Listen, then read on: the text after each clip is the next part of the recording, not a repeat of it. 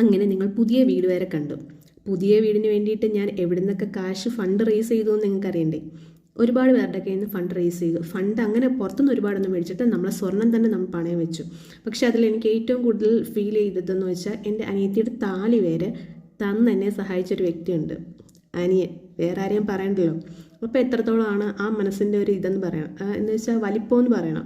കാര്യം ഞങ്ങൾ രണ്ടുപേരുമാണ് ഈ വീടിന് വേണ്ടിയിട്ട് ടൈല്, സകല സാധനങ്ങൾ, വയറിങ്, നമ്മളുടെ ഈ മേളത്തെ സീലിംഗ് എല്ലാം ചെയ്യാൻ വേണ്ടിയിട്ട് ഓടി നടന്നത് ഞങ്ങൾ രണ്ടുപേരുമാണ്.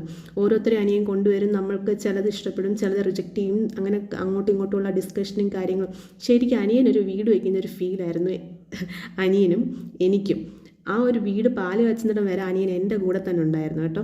അങ്ങനെ നമുക്ക് കുറച്ച് പലിശ ഇടപാടുകളുണ്ടായിരുന്നു. സ്വർണം വിറ്റു ഞാൻ, അതാണ് നിങ്ങളീ കാണുന്നത്. ഇതും ഈ രണ്ടെണ്ണയും ഞാൻ ഇപ്പോൾ വിറ്റോളൂ. അതിന് മുമ്പ് വസ്തുവിന് വേണ്ടിയിട്ട് കുറച്ച് വിറ്റിട്ടുണ്ടായിരുന്നു, എന്നാലും വിറ്റു. ചിലരൊക്കെ പറയത്തില്ല രക്തബന്ധങ്ങൾ വേണ്ട എന്ന്, അത് സത്യം തന്നെയാണ് കേട്ടോ.